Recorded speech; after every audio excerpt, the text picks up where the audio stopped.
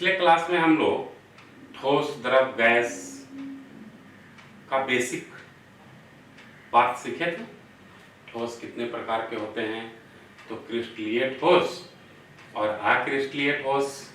अक्रिस्टलीय ठोस का कोई प्रकार नहीं होता है। क्रिस्टलीय ठोस 4 प्रकार के होते हैं, वो भी हम लोगों ने देख लिया था। क्रिस्टलीय जालक देख लिया था, जालक बिंदु देख लिया था, और कुछ ज्यामितीय संरचनाएं हम लोगों ने देखा था और उस पर आधारित कुछ प्रश्न भी किया था। तो आज हम लोग को पढ़ना यूनिट सेल एकक कोष्ठिका। क्या पढ़ना है? एकक कोष्ठिका। तो आप देखो, कोशिका की तरह ही एकक कोष्ठिका होता है। कोशिका सेल हमारा शरीर का सबसे छोटा कण क्या है?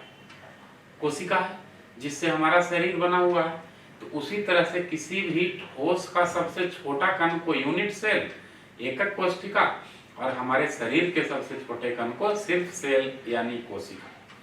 तो क्या है? किसी भी ठोस का सबसे सूक्ष्मतम कण जिसमें उस ठोस के सारे गुण मौजूद हो, तो उस सूक्ष्मतम कण को हम लोग एकक कोशिका कहते हैं।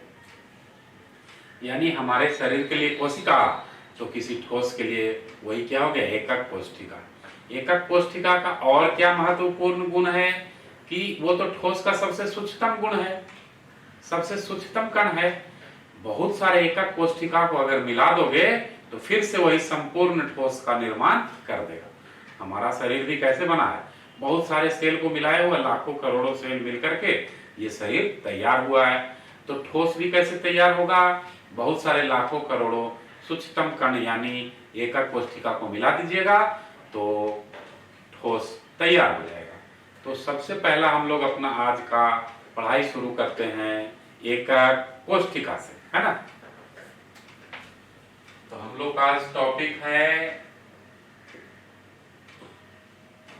एकक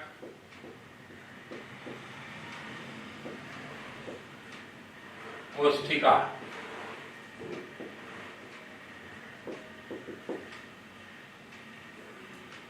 यूनिट सेल किसी भी ठोस का अत्यंत सूक्ष्मतम कण जिसमें उस ठोस के सारे गुण उपस्थित हों, उसे क्या बोलेंगे? एकक कोशिका। किसी भी ठोस का सबसे छोटा कण जिसमें उस ठोस के सारा गुण मौजूद हो, एक भी लैप्स न करे। कहने का मतलब उस सूक्ष्मतम कण को बार बार रिपीट करिएगा, पुनरावृत्तित करिएगा, तो फिर से हमको वो कंप्लीट संपूर्ण ठोस वापस मिल जाएगा। क्योंकि वो ठोस तो उसी कण से बना हुआ है ना, वो कण तो उसी ठोस का एक पार्ट है, छोटा सा पार्ट है। तो इसका परिभाषा क्या हो जाएगा?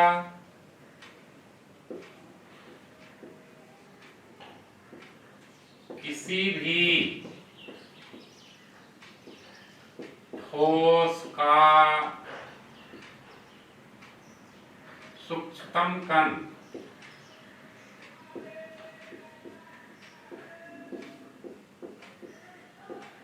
जिसमें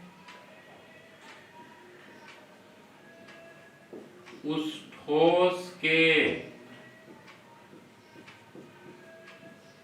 सारे गुण उपस्थित हों, उस ठोस के सारे गुण उपस्थित हों,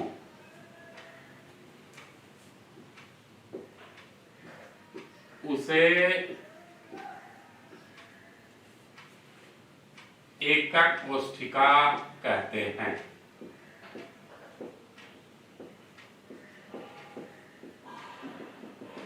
क्लियर? या आप कह सकते हो क्रिस्टल जालक की सूक्ष्मतम इकाई है, तो सूक्ष्मतम इकाई ही ना। क्रिस्टल जालक की सूक्ष्मतम इकाई जो बार बार रिपीट होकर, पुनरावृत्तित होकर किसी दिए गए पदार्थ के संपूर्ण क्रिस्टल का निर्माण करती है, उसे एकक कोशिका कहते हैं। दूसरा परिभाषा इसका क्या लिख सकते हो? क्रिस्टल जालक की वह सूक्ष्मतम इकाई, नोट करिए, या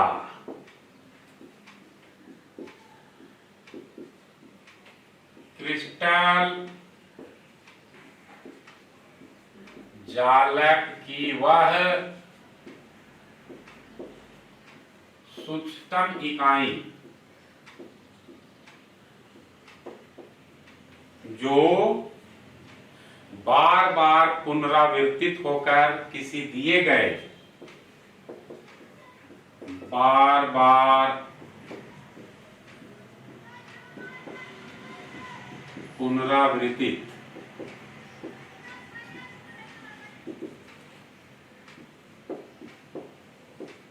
रिपीट होकर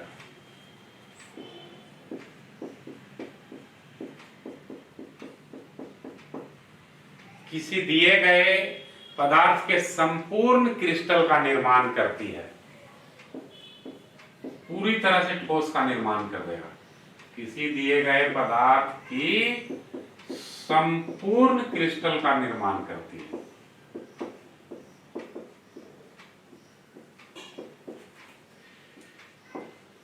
क्रिस्टल का निर्माण करती है, उसे एकक कोष्ठिका कहते हैं। पहला डेफिनेशन आसान है, उसे एकक कोष्ठिका कहते हैं। तो यूनिट सेल एकक कोष्ठिका समझ में आ गया। किसी भी ठोस का सबसे सूक्ष्मतम कण जिसमें उस ठोस के सारे गुण मौजूद हो, या कहिए कि वैसा सूक्ष्मतम कण जिसको बार बार रिपीट करने पर संपूर्ण ठोस संपूर्ण पदार्थ का निर्माण फिर से किया जा सकता है। अब एकक कोष्ठिकाओं के प्रकार, एकक कोष्ठिका कितने तरह के होते हैं? तो एकक कोष्ठिका मुख्यतः दो तरह के होते हैं। तो नेक्स्ट हेडिंग है एकक कोष्ठिका के प्रकार।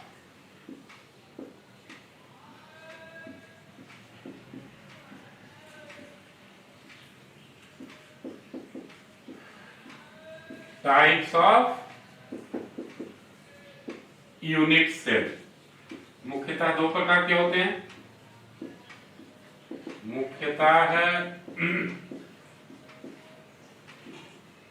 दो प्रकार के होते हैं। कौन कौन? तो पहला होता है आद्य एकक कोष्ठिका।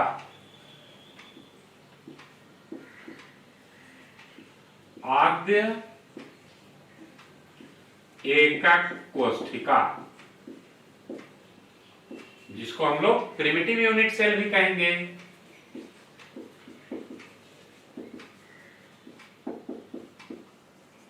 Primitive unit cell. और दूसरा होता है गैर आद्य के एकक कोष्ठिका। गैर आद्य एकक कोष्ठिका क्या हो जाएगा? Non primitive unit cell. तो शुरू करते हैं हम लोग आद्य एकक कोष्ठिका से। नोट कर लीजिए। तो आद्य एकक कोष्ठिका से हम लोग स्टडी को कंटिन्यू करेंगे। नोट कर लीजिए।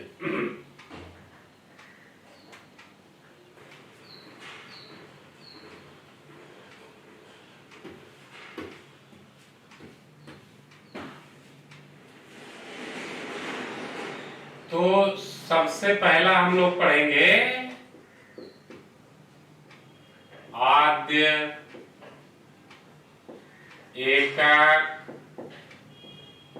कोष्ठिका, प्रिमिटिव यूनिट सेल।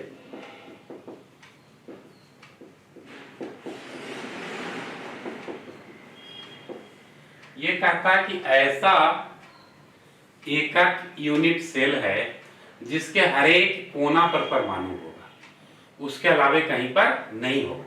जितने कॉर्नर होंगे यूनिट सेल के, जितने कोना होंगे एकक कोष्ठिका के, सारे कोना पर एटम्स होंगे, परमाणु होंगे।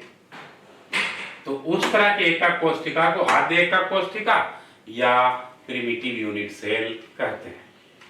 तो क्या कहता है, देखिए पहले इसका फिगर देखिए। ये कोई यूनिट सेल है, एकक कोशिका।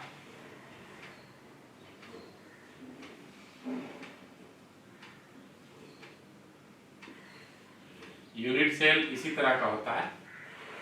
ये कोई एकक कोशिका, ये आद्य एकक कोशिका कब होगा, प्रिमिटिव यूनिट सेल कब होगा, जब इसके हर एक कॉर्नर पर एक एक एटम होंगे, हर एक कोना पर एक एक परमाणु होगा। तो देखिए ये कॉर्नर है, ये कोना है, ये कोना, 8 कोना होते हैं। 8 कोना पर एक एक एटम होगा, एक एक परमाणु होगा, तो उसको हम लोग आद्य एकक कोशिका कहेंगे। यानी क्या कहता है कि जब अवयवी कण मतलब जिससे वह ठोस बना है, परमाणु हो सकता है, परमाणु ही रहेगा। जब अवयवी कण किसको कहेंगे, परमाणु होगा, यहां पर एटम होगा, कोशिका के केवल कोनों पर उपस्थित हों,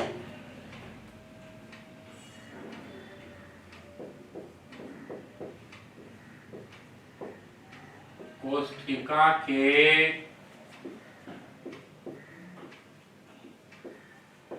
केवल कोनों पर उपस्थित हों, कोशिका के केवल कॉर्नर पर, तो उसे आद्य एकक कोशिका कहते हैं। इसके अलावा और कहीं पर नहीं होना चाहिए। परमाणु के कहां पर होना चाहिए, केवल कोना पर, कोना के अलावा और कहीं पर परमाणु नहीं होना चाहिए, तो उसे आद्य एकक कोशिका कहते हैं। आद्य एकक कोशिका कहते हैं।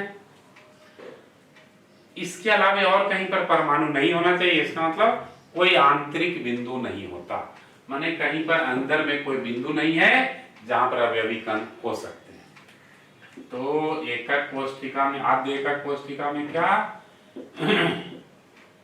कोई आंतरिक बिंदु नहीं होता, कोई आंतरिक बिंदु नहीं होता है। अब देखिए आद्य एकक कोशिका, प्रिमिटिव यूनिट सेल, इसी को हम लोग सिंपल क्यूबिक यूनिट सेल बोलते हैं। क्या बोलते हैं, सिंपल क्यूबिक यूनिट सेल। और इसी आद्य एकक कोशिका को आगे हमेशा हम लोग किससे डिनोट करेंगे, सूचित करेंगे, एससीसी से। आद्य एकक कोशिका को प्रिमिटिव यूनिट सेल भी, सिंपल क्यूबिक यूनिट सेल भी, और किससे सूचित करेंगे, एससीसी से। तो आगे हमेशा उसको सूचित करेंगे एससीसी से। और ये हो गया हमारा आद्य एकक कोशिका। अब आद्य एकक कोशिका को विस्तृत से पढ़ते हैं, यानी एससीसी को। तो नेक्स्ट हेडिंग में दे रहा हूं, एससीसी का विस्तृत अध्ययन। एससीसी को डिटेल में पढ़ते हैं।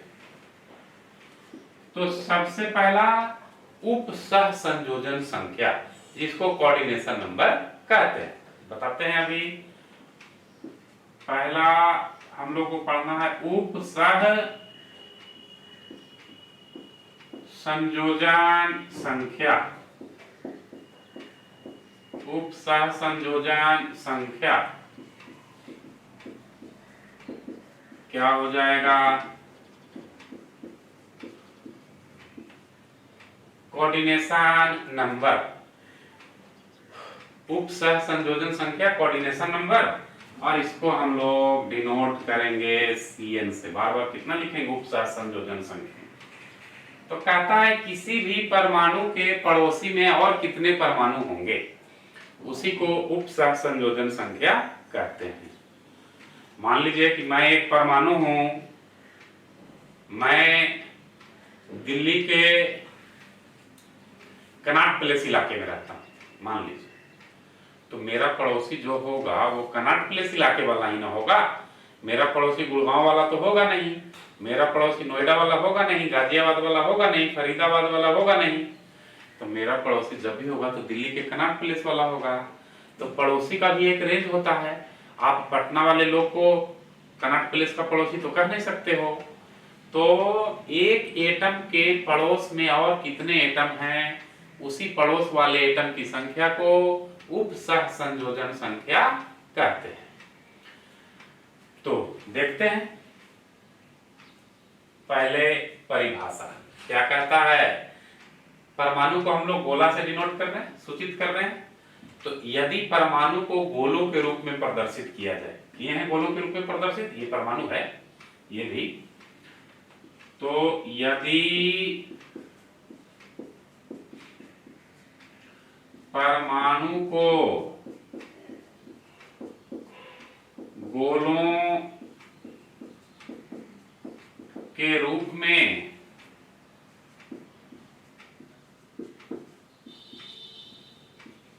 प्रदर्शित किया जाए, परमाणु को गोलों के रूप में प्रदर्शित किया जाए, तो किसी विशेष गोले के सन्निकट, तो किसी, कोई एक ले लीजिए, कोई एक गोला, किसी विशेष गोले के सन्निकट उपस्थित अन्य गोलों की संख्या को उपसंयोजन संख्या कहते हैं। उपस्थित अन्य गोलों की संख्या को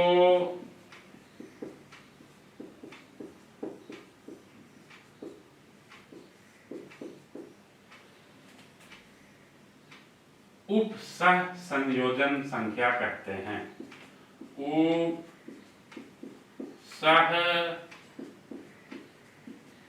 संयोजन संख्या कहते हैं।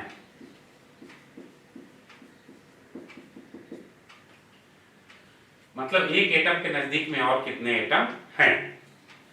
तो इसका उपसह संयोजन संख्या कितना होगा, एससीसी का, आद्य एकक कोष्ठिका का, सब जगह एससीसी ही लिखा रहेगा, आपको भी यही लिखना, पूरा आद्य एकक कोष्ठिका लिखने की जरूरत नहीं है। एससीसी का उप सह संयोजन संख्या कितना होगा, तो कैलकुलेट करिए। कोई एक परमाणु लो, इसके पड़ोस में कितने परमाणु आपको दिखाई दे रहे हैं, टोटल 8 है, तो इसके पड़ोस में आपको 7 दिखाई दे रहे हैं, इसको छोड़िएगा ना। और इस परमाणु से ना इसका दूरी काफी ज्यादा हो जाता है, जो पड़ोसी से बाहर हो जाता है। ये कनॉट प्लेस में है, तो ये चला गया आपको अलीगढ़ में, तो ये पड़ोसी नहीं रहा। ये तो खुद है, इसी का चारों तरफ देख रहे हैं, ये इसका पड़ोसी नहीं है। तो अब कितने पड़ोसी इसके बचे, 6 बचा। अगर कोई और ये लीजिएगा, इससे इसका दूरी काफी ज्यादा, ये लीजिएगा तो इससे इसका दूरी काफी ज्यादा, ये लीजिएगा तो इसका दूरी काफी ज्यादा। तो जिसका दूरी ज्यादा वो पड़ोसी तो हो नहीं सकता है। तो आद्य एकक कोष्ठिका का उपसह संयोजन संख्या 6 होता है। उपसह संयोजन संख्या एससीसी का 6 होता है, नोट करिए। तो आगे बढ़ते हैं, नोट हो गया। देखिए, पहला बात हो गया उपसह संयोजन संख्या। दूसरा बात करेंगे रैंक का। रैंक को इंग्लिश में भी रैंक ही बोलते हैं, और सूचित किससे करते हैं, जेड से। कहता है किसी जालक में उपस्थित एकक कोष्ठिका में उपस्थित कणों की संख्या को रैंक कहते हैं। किसी जालक में उपस्थित एकक कोष्ठिका में उपस्थित कणों की संख्या को रैंक कहते हैं।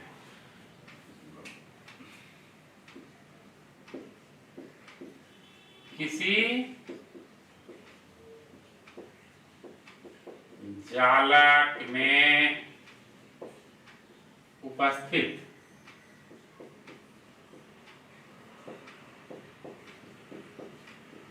एकक कोष्ठिका में उपस्थित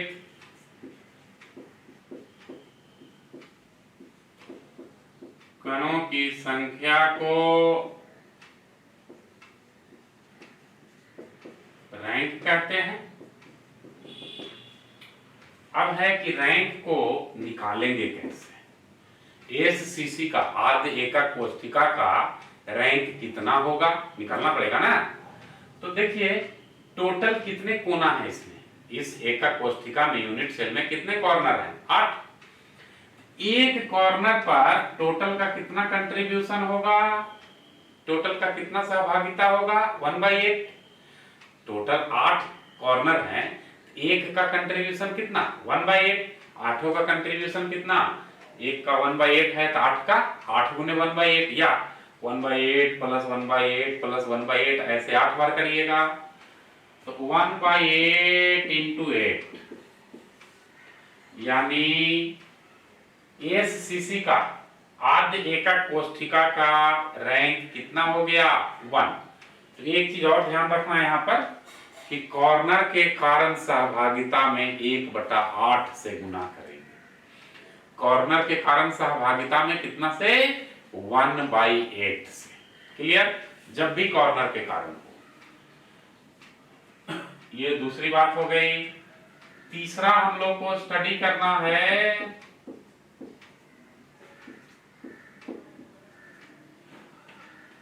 समीपस्थ पड़ोसी कण दूरी तथा परमाणु की त्रिज्या में संबंध। समीपस्थ पड़ोसी कण दूरी जिसको हम ए मान ले रहे हैं तथा परमाणु की त्रिज्या में संबंध।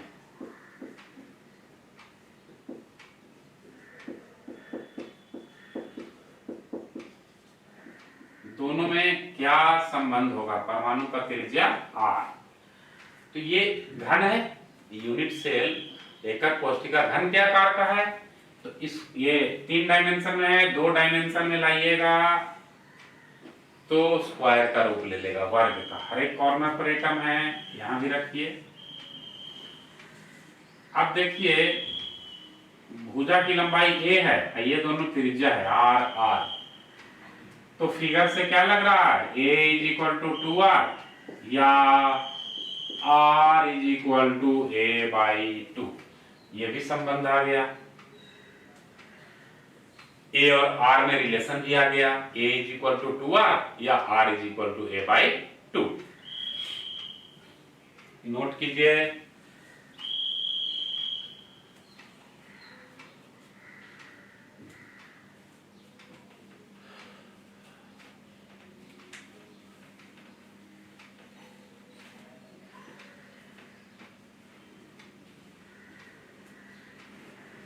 तीन बात हो गया। चौथा संकुलन क्षमता, पैकिंग फ्रैक्शन या पैकिंग एफिशिएंसी।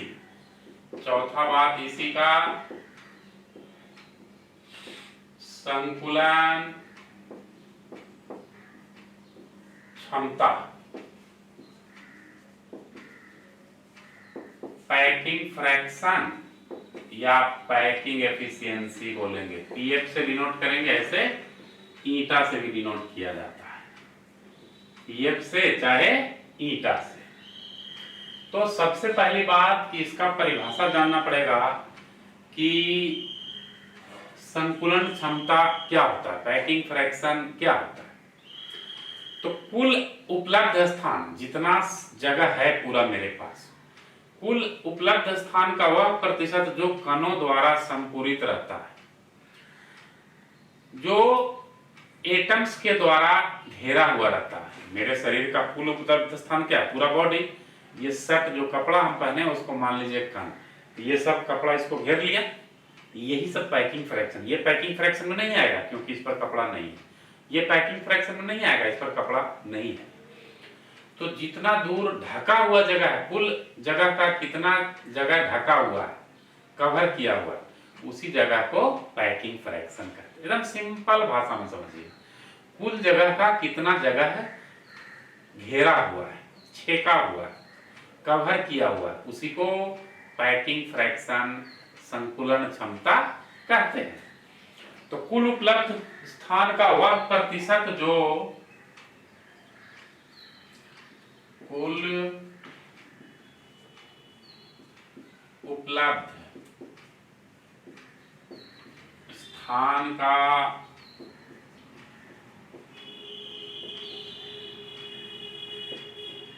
वह प्रतिशत जो कणों द्वारा संपूरित रहता है, जो कणों द्वारा संपूरित रहता है, उसे संकुलन क्षमता कहते हैं। संकुलन क्षमता कहते हैं। अब संकुलन क्षमता निकालते कैसे हैं? तो अभी किसका निकालना है? आधे कोष्ठिका का, एससीसी का। तो हम लोग को क्या निकालना है? एससीसी का संकुलन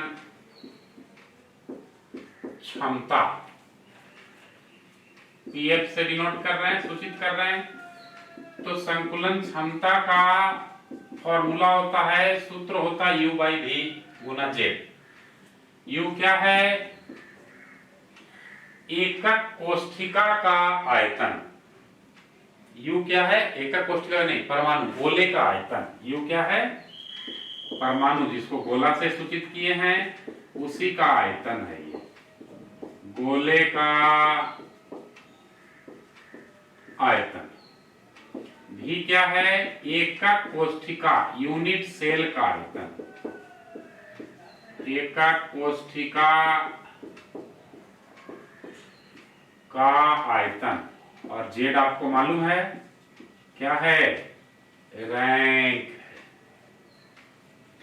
तो वैल्यू पुट करिए। U गोला का आयतन क्या होता है? 4/3 पाई r क्यूब। जेड एससीसी के लिए हम लोगों ने कितना निकाला अभी? 1। कैसे आया था? 1/8 इंटू 8। और V के जगह पर यूनिट सेल, एकक कोष्ठिका, घन के आकार का होता है, तो घन का आयतन होता है a क्यूब। क्या लिख सकते हो? 4 पाई r क्यूब अपॉन 3। अभी हम लोगों ने a और त्रिज्या के बीच में रिलेशन निकाला था, संबंध। तो a is equal to 2r। तो a की जगह क्या रख दीजिए? 2r। सॉल्व करो। 4 पाई r क्यूब अपॉन 3, 2 का cube 8 r cube. r cube से r क्यूब कट गया, 4 से 8 दो बार में, तो कितना? π/6। π/6 को कैलकुलेट करोगे 0.52, प्रतिशत में लाओगे तो 52%। तो हम लोग को क्या याद रखना है? एससीसी का संकुलन क्षमता कितना आया? एससीसी का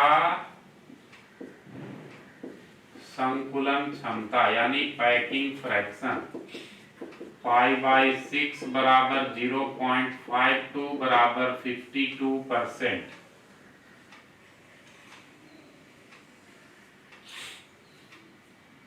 ये संकुलन क्षमता। यहीं पर रिक्तियां का बात कर लेते हैं, इससे मिलता जुलता है, छोटा बात ये हो भी जाएगा।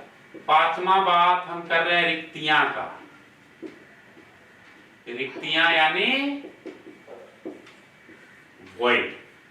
ये तो घेरा हुआ जगह को बोलते हैं, ऑक्युपाई किए गए, कवर किए गए जगह को, जो घेरा नहीं गया था। देखिए ये हाथ पर कपड़ा नहीं है, चेहरे पर कपड़ा नहीं है, इसको रिक्तियां बोलेंगे। माने ऐसा जगह जहां पर परमाणु ना आया हो, परमाणु से खाली हो, उस पर परमाणु नहीं गया हो, उसको क्या बोलेंगे? रिक्तियां। तो संकुलन के बाद शेष रिक्त स्थान को रिक्तियां कहते हैं। संकुलन तो जितना घेरना था घेर लिया, जो बचेगा उसको रिक्तियां। तो क्या हो गया,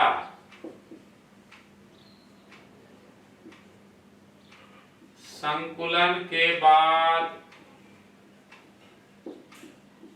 शेष रिक्त स्थान को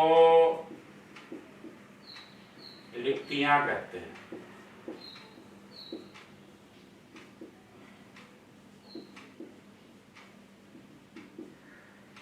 है ना।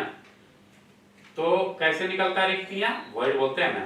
रिक्तियां का फॉर्मूला है 1 minus packing fraction. Packing fraction SCC का हम लोगों ने 0.52 निकाला, घटाइएगा तो क्या आ जाएगा 0.48, जिसको 48% कहते हैं। है ना। यानी हम लोग ध्यान रख सकते हैं एससीसी का रिक्ति या एससीसी का वॉइड कितना 0.48 या 48%। ये रिक्तियां हो गया। एक बात और है भी, इसमें घनत्व का बात करना है, नोट कर लीजिए। तो घनत्व का भी बात करते हैं, नोट कर लिए।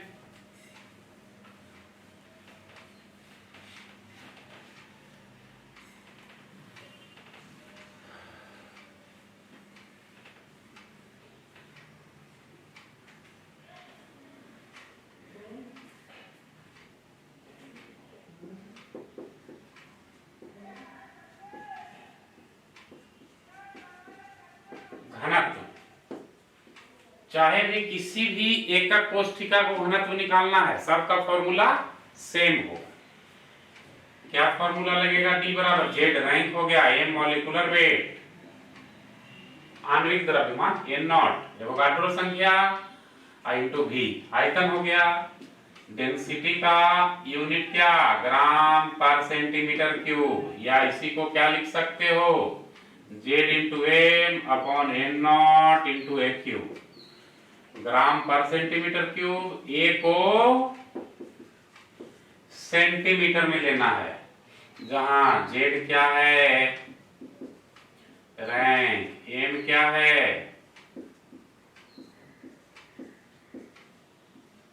आणविक द्रव्यमान, एन नॉट मालूम है, एवोगाड्रो संख्या जिसका value 6.022 into 10 to the power 3, भी हो गया आयतन, और ए हो गया भुजा। भुजा क्या चीज में लेना है सेंटीमीटर में, तो इससे हम लोग का डेंसिटी निकल जाएगा। ये हमारा सिंपल क्यूबिक यूनिट सेल हो गया, यानी आद्य एकक कोष्ठिका हो गया। अब दूसरी की ओर बढ़ते हैं आगे, नोट कर लीजिए।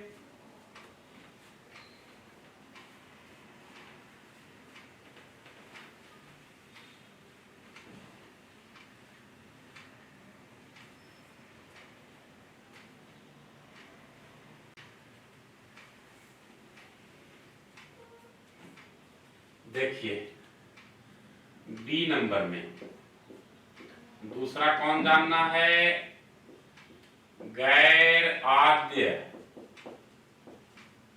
एकक कोष्ठिका, इसी को क्या बोलते हैं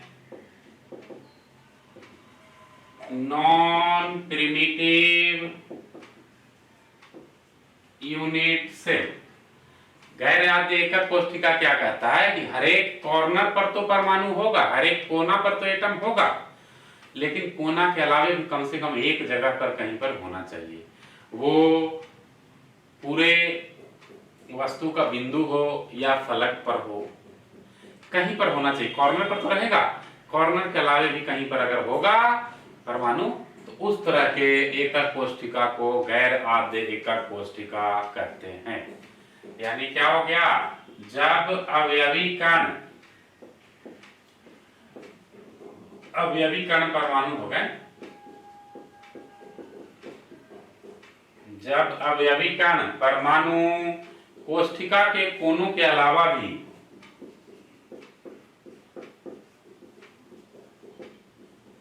कोष्ठिका के कोनों के अलावा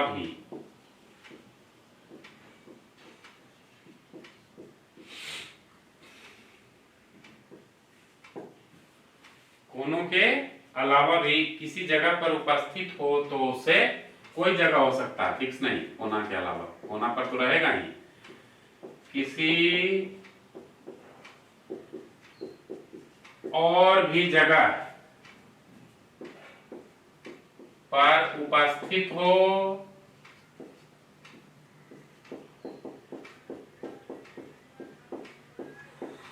तो उसे गैर आद्य एकक कोष्ठिका कहते हैं। गैर आद्य एकक कोष्ठिका कहते हैं, माने कॉर्नर के अलावा और कहीं पर होगा। तो गैर आद्य एकक कोष्ठिका मुख्यतः दो प्रकार के हैं। इसका प्रकार जान जाएंगे तो अपने आप गैर आद्य एकक कोष्ठिका हो जाएगा। तो क्या गैर आद्य एकक कोष्ठिका दो प्रकार के होते हैं। गैर आद्य एकक कोष्ठिका दो प्रकार के होते हैं। कौन कौन? तो पहला अंतः केंद्रित घनीय एकक कोष्ठिका। पहला कौन है? अंतः केंद्रित घनीय एकक कोष्ठिका, जिसको हम लोग body centred cubic unit cell भी कहेंगे। Body centred cubic unit cell, और किससे सूचित करेंगे? बीसीसी से। तो अंतः केंद्रित घनीय एकक कोष्ठिका किसको कहेंगे? तो ऐसा एकक कोष्ठिका जिसके कॉर्नर पर तो एटम होगा, कोना पर तो एटम होगा, इसके अतिरिक्त उसके अंतः केंद्र में भी एक एटम होता है, माने पूरे बॉडी के केंद्र पर भी एक एटम होगा। कॉर्नर के अलावा कहा अंतः केंद्र पर एक एटम होगा, तो उस तरह के एकक कोष्ठिका को हम लोग बीसीसी कहेंगे। तो क्या हो गया? ऐसा एकक कोष्ठिका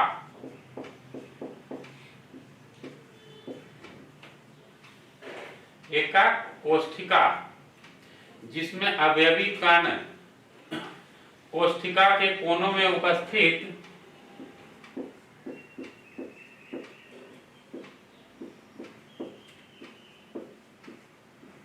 अवयवी कण यानी परमाणु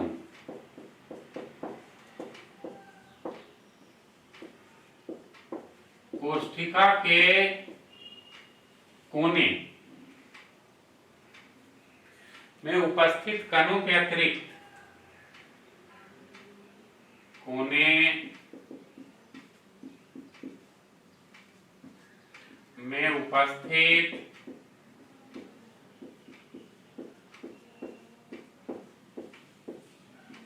कणों के अतिरिक्त उसके अंतः केंद्र में भी स्थित होता है।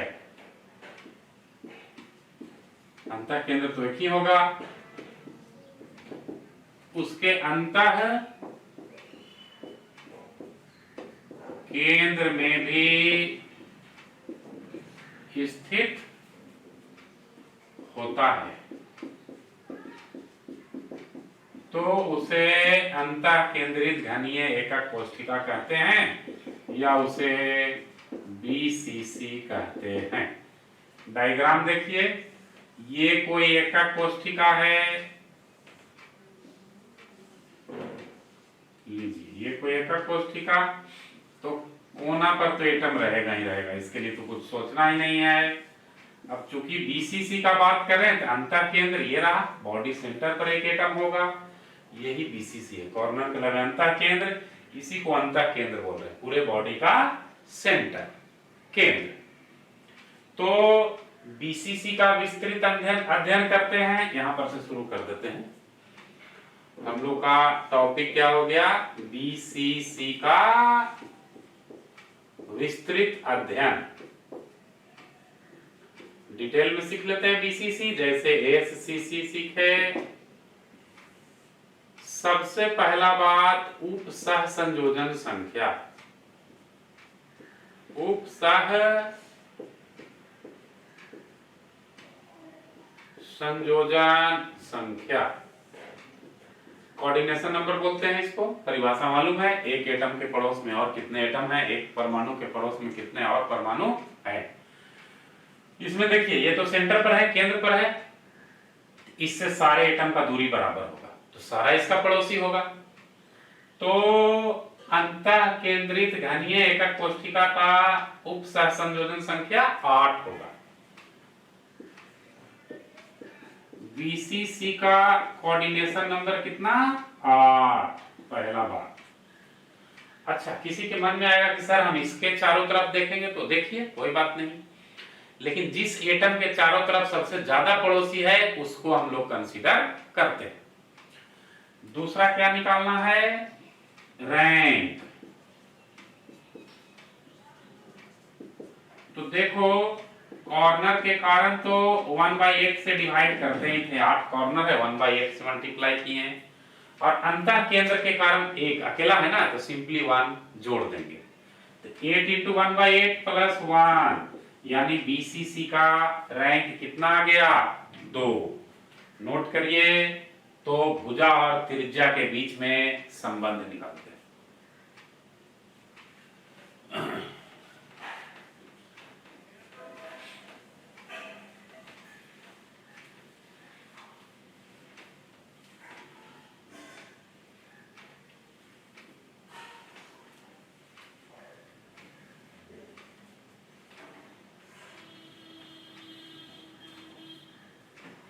देखिए, तीसरा,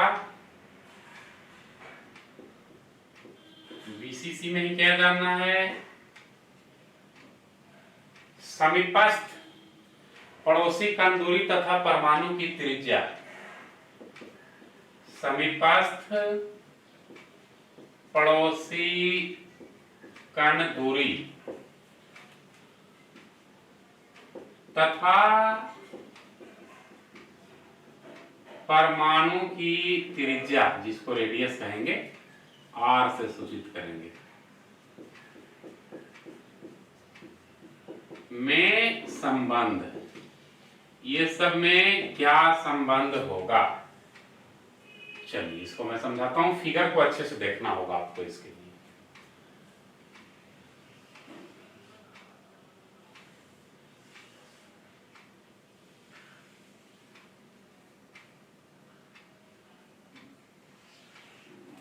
ये बीसीसी का हम फिगर बना रहे हैं।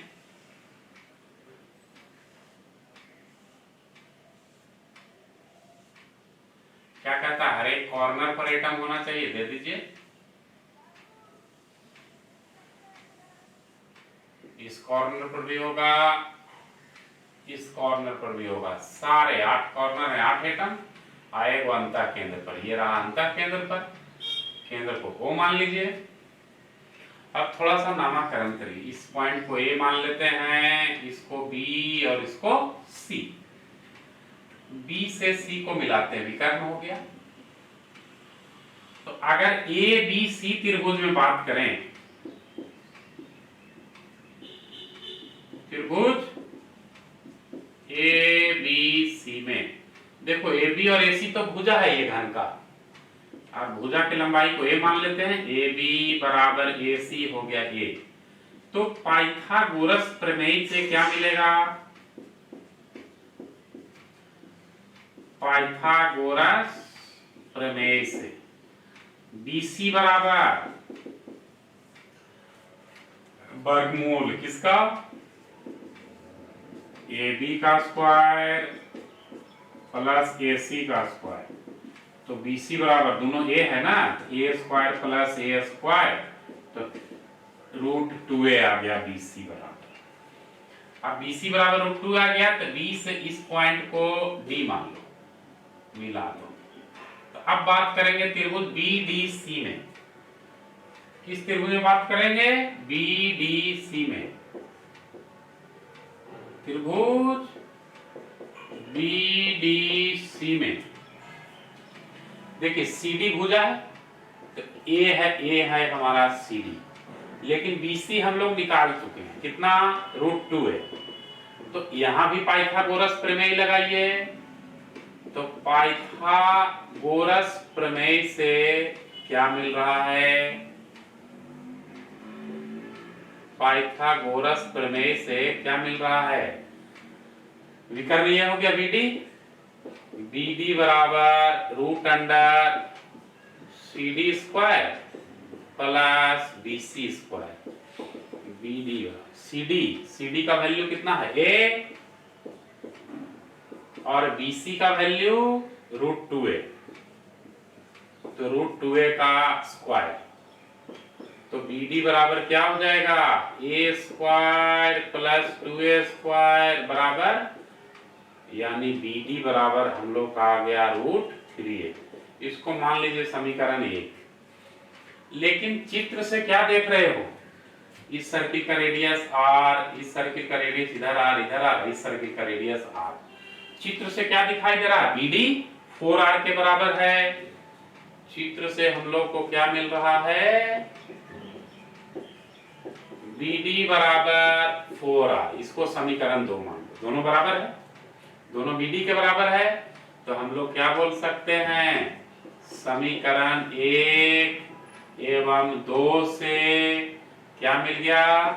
4r बराबर √3a, यानी r बराबर √3a/4 या a बराबर 4r/√3। यही ना रेडियस और भुजा में संबंध आ गया। नोट कर लीजिए। तो संकुलन क्षमता निकालते हैं, जल्दी से नोट कर लीजिए।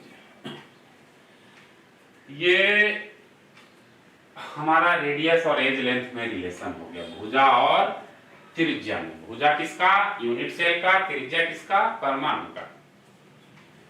ये तीसरा पॉइंट थोड़ा सा बड़ा था।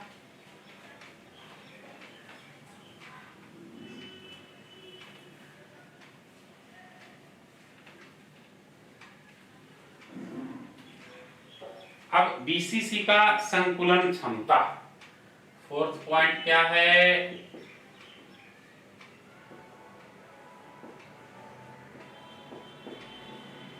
संकुलन क्षमता। BCC का ही बात कर रहे हैं।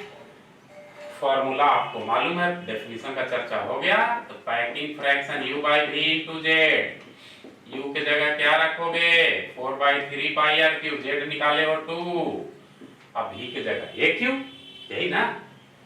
ये क्या हो जाएगा? 8πr3/3 AQ। A के जगह क्या रखेंगे हम लोग? अभी निकालो 4r बराबर √3a, a बराबर 4r/√3 का होल क्यूब। तो कैलकुलेट अगर करेंगे तो 8πr3, 4 का क्यूब 64, r3, और नीचे √3 का क्यूब 3√3, 8, r3 गया तो क्या हो जाएगा? √3π/8। कैलकुलेट कर लोगे, इसका वैल्यू 0.68 या 68% आएगा। यानी क्या ध्यान रखना है? BCC का संकुलन क्षमता पैकिंग फ्रैक्शन √3π/8, जिसका वैल्यू 0.68 यानी 68% है। रिक्तियां का बात कर लेते हैं 5वां नंबर में। इधर कर लें। एक में से पैकिंग फ्रैक्शन घटेगा तो रिक्तियां आ जाएगा। रिक्तियां वॉइड बराबर 1 माइनस पैकिंग फ्रैक्शन, तो 1 माइनस 0.68 कितना? 0.32 या 32%। छठा बात हम लोग को घनत्व का करना है। किसका करना है? घनत्व। डेंसिटी का फॉर्मूला सबके लिए सेम होता है, D बराबर ZM बटा M not into V gram per centimetre cube, या D बराबर ZM बटा N not into A cube gram per centimetre cube. ये क्या चीज में है, सेंटीमीटर में लेना है। ये आपका body centred cubic unit cell हो गया, अंतः केंद्रित एकक कोष्ठिका। नोट कर लीजिए।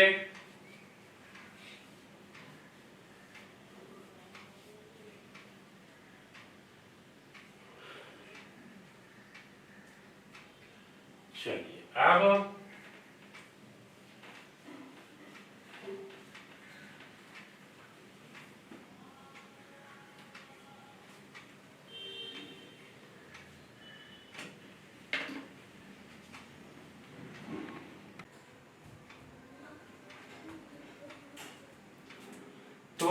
अब अंतः केंद्रित घनीय एकक कोष्ठिका के बाद आगे बढ़ते हैं हम लोग फलक केंद्रित घनीय एकक कोष्ठिका की ओर। क्या है टॉपिक हम लोग का, फलक केंद्रित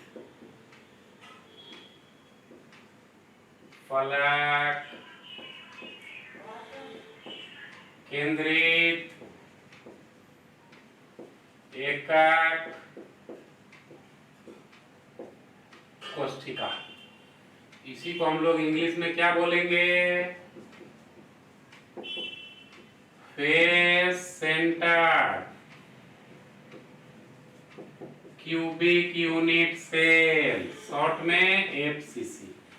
तो फलक केंद्रित घनीय एकक कोष्ठिका क्या होता है, जिसमें कोष्ठिका के एकक कोष्ठिका के हर एक कॉर्नर पर परमाणु होंगे, अवयवी कण होंगे हर एक कोना पर, और कोना के अलावे हर एक फलक के केंद्र पर भी परमाणु होंगे। कहां कहां होगा, हर एक कोना पर और हर एक प्रत्येक फलक के केंद्र पर। तो क्या कहता है, ऐसी एकक कोष्ठिका में कोनों पर उपस्थित ऐसी एकक कोष्ठिका में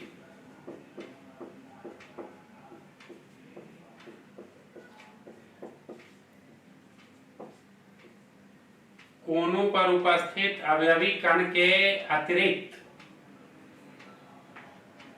कोना पर तो है ही, इसके अलावे भी होता है कहां पर, उपस्थित अवयवी कण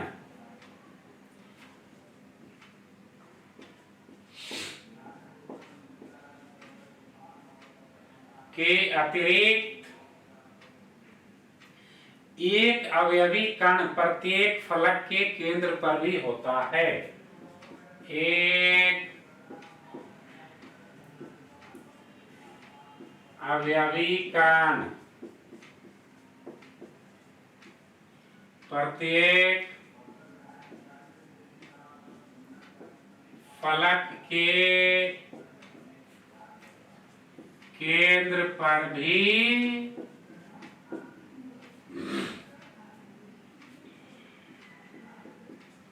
होता है।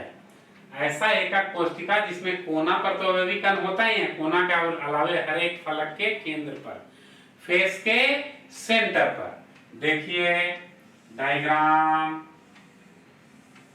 फलक केंद्रित एकक कोष्ठिका का, FCC का।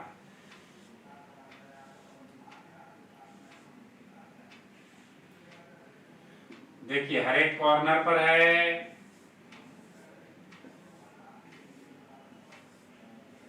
ये रहा, और हर एक कोना पर हो गया। हर एक फलक के केंद्र पर एक फलक, ये रहा, एक फलक, एक फलक, एक फलक, चार फलक, ये पांचवा फलक, और पीछे डॉटेड लाइन से हम डॉटेड पॉइंट से छठा फलक के केंद्र वाला दिखा दिए। तो हर एक कोना पर और हर एक फलक के केंद्र पर अवयवी कण है, परमाणु है, तो इसको हम लोग फलक केंद्रित एकक कोष्ठिका कहेंगे। अब एफसीसी का हम लोग विस्तृत अध्ययन करेंगे, फलक केंद्रित एकक कोष्ठिका का। एफसीसी का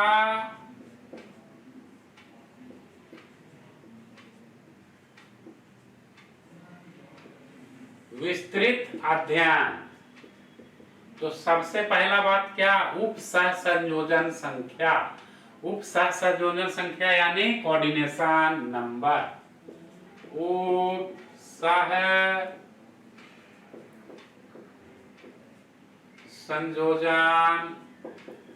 संख्या, कोऑर्डिनेशन नंबर इसका 12 होता है, याद रखिएगा। इसका मतलब क्या हुआ कि एक अवयवी कण के चारों ओर नजदीक में उसके पड़ोस में 12 अवयवी कण होंगे। ऐसे ध्यान रखना है कि फलक केंद्रित एफसीसी का कोऑर्डिनेशन नंबर, उप सहसंयोजन संख्या 12 होते हैं। दूसरा बात हम लोग किसका करेंगे, रैंक का। रैंक देखिए केंद्र पर तो है ही, तो केंद्र के कारण 1/8 से गुणा करते हैं और फिर फलक के कारण 1/2 से। कितने फलक होते हैं, 6। 1/8 इंटू 8 1, 1/2 इंटू 6 3। तो जोड़ने पर एफसीसी का रैंक कितना आ गया, 4। नोट करिए, तो भुजा और त्रिज्या में संबंध निकालते हैं। नोट कर लीजिए। तीसरा बिंदु क्या है हम लोग का,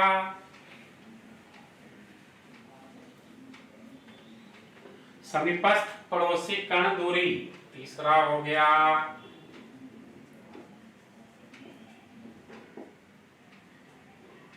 समीपस्थ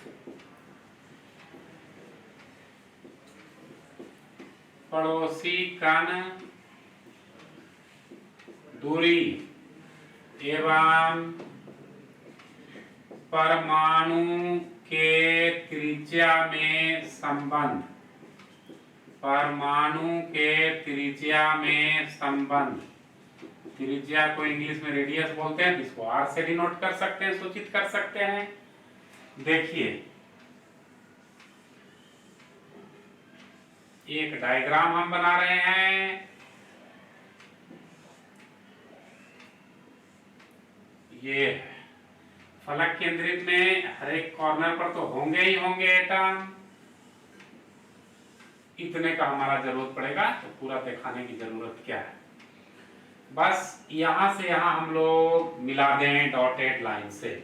नामकरण कर दीजिए, इस पॉइंट का नाम ए दे दीजिए, सेंटर ओ है, इस पॉइंट का नाम बी और इसका सी। तो हम बात करते हैं सबसे पहले त्रिभुज ए बी सी में। देखिए ए बी भुजा है, ए और बी सी भी घन का भुजा है, तो ए बी बराबर बी सी बराबर ए। और पाइथागोरस प्रमेय से क्या मिलेगा, पाइथागोरस प्रमेय से क्या मिलेगा, ये मिलेगा। जो भी कर्ण है AC is equal to AB square plus BC square का अंडर रूट।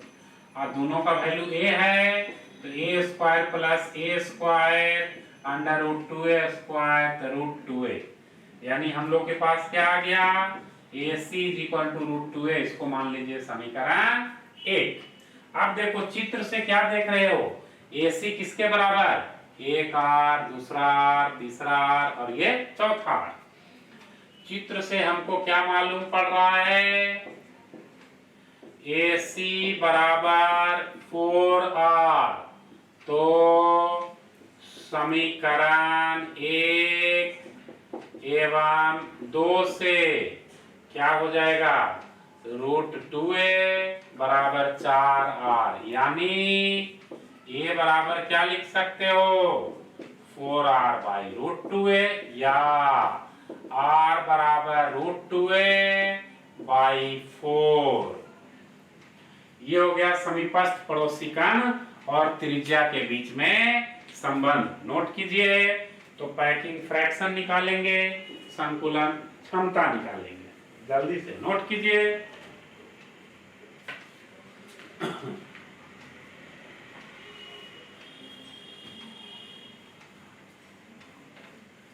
तो चौथा बिंदु है हम लोग का फलक केंद्रित एकक कोष्ठिका में एफसीसी में संकुलन क्षमता निकालने का। क्या निकालने का? संकुलन क्षमता। चौथा नंबर, जिसको पैकिंग फ्रैक्शन, संकुलन क्षमता,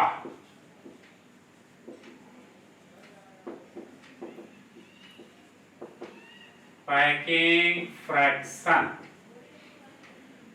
क्या होता है? फॉर्मूला आपको मालूम है संकुलन क्षमता का, U by V into Z. U परमाणु का आयतन होता है व्यभिकर्ण का, और परमाणु का आकार गोलाकार माना जाता है, और गोलाकार का आयतन 4/3 पाई आर क्यूब। जेड हम लोगों ने निकाला 4 और V के जगह पर a क्यूब। सॉल्व कीजिए, 16 पाई आर क्यूब अपॉन 3, और a की जगह अभी रिलेशन हम लोग लाए हैं 4r by root 2, 4r by root 2 का होल क्यूब बराबर 16 pi R cube upon 3, 64 R cube into root 2 का क्यूब 2 रूट 2, 16 दूनी 32 दूनी 64, आर क्यूब से आर क्यूब तो क्या हो जाएगा? रूट 2 पाई बाई 6, और रूट 2 पाई बाई 6 को डिवाइड कर सकते हो। पाई का वैल्यू कितना? 3.14। इसको डिवाइड करिएगा तो 0.74 यानी 74% आ जाएगा। तो हम लोग क्या कह सकते हैं? एफसीसी का संकुलन क्षमता, पैकिंग फ्रैक्शन कितना? रूट 2 पाई बाई 6 या 0.74 या 74%। पांचवा बात, इसका रिक्तियां, वॉइड का बात कर लेते हैं। रिक्तियां, वॉइड का फॉर्मूला मालूम है, रिक्तियां बराबर 1 माइनस पैकिंग फ्रैक्शन 1 माइनस 0.74 0.26 यानी 26%। और छठा बात, एफसीसी के घनत्व का कर लेते हैं। घनत्व यानी डेंसिटी।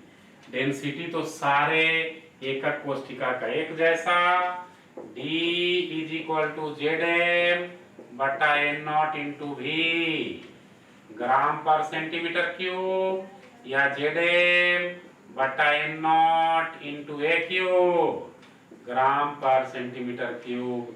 ये भुजा को सेंटीमीटर में लेना है। ये हो गया फलक केंद्रित एकक कोष्ठिका। ये हो गया। अब कुछ दो तरह के स्पेशल एकक कोष्ठिका होते हैं, तो नोट कर लीजिए। तो दो अन्य प्रकार के एकक कोष्ठिका पर हम लोग चर्चा करते हैं, नोट कीजिए।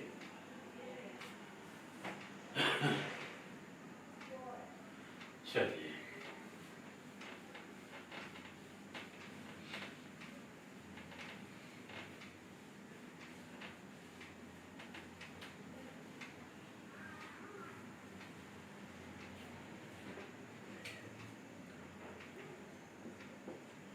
दो अन्य प्रकार के एकक कोष्ठिका।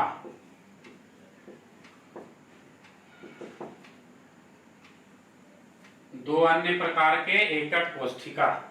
पहला, अंत्य केंद्रित एकक कोष्ठिका। पहला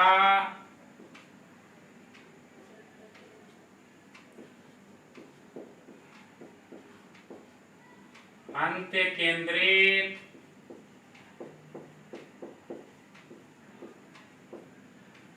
एकक कोष्ठिका, जिसको end centred cubic unit cell कहेंगे। तो अंत्य केंद्रित एकक कोष्ठिका क्या होगा?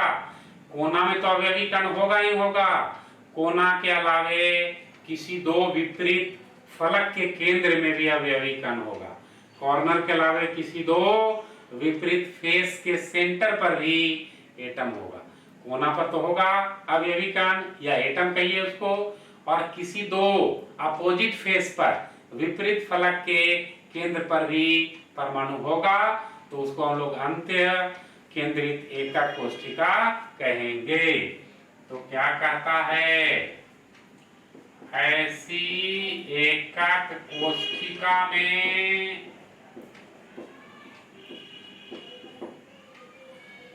में कोनों पर उपस्थित अवयवी कणों के अतिरिक्त कोनों पर उपस्थित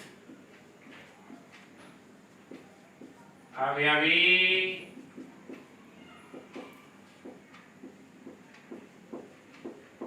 कणों के अतिरिक्त एक अवयवी कण किन्हीं दो विपरीत फलकों के केंद्र पर एक एक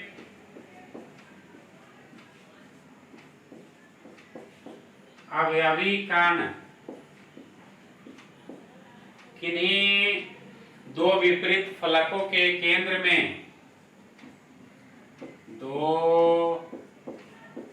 विपरीत फलकों के केंद्र में उपस्थित होते हैं,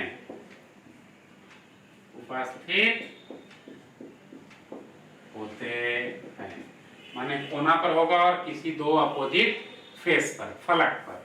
देखिए अभी हम दिखा देते हैं डायग्राम से।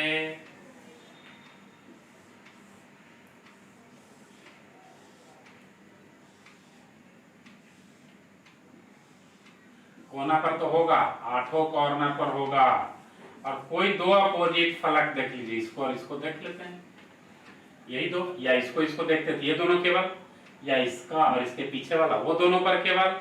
इसका रैंक कैसे निकालोगे, कोना के कारण 1/8 × 8 और फलक के कारण 1/2 से गुना होता है। 6 फलक था एफसीसी में, तो 6 × 1/2 था। यहाँ इंड सेंटर में 2 फलक पर केवल परमाणु है, तो 2 × 1/2, 1 + 1 2। तो अंत्य केंद्रित एकक कोष्ठिका end centred cubic unit cell में रैंक कितना होगा, 2। एक और स्पेशल टाइप है जिसको भुजा केंद्रित एकक कोष्ठिका कहते हैं। पहले इसको नोटा कर लो, तब उसको हम बात करेंगे। चलिए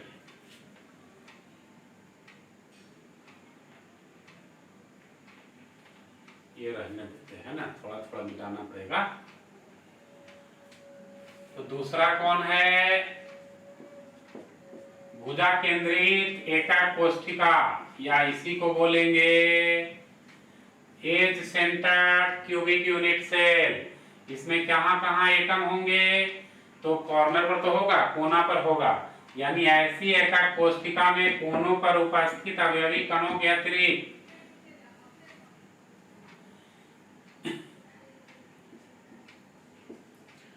एक एक अवयवी कण प्रत्येक भुजा पर होते हैं। एक एक अवयवी कण प्रत्येक भुजा के केंद्र पर होते हैं। एक एक अवयवी कण प्रत्येक भुजा के केंद्र पर होते हैं।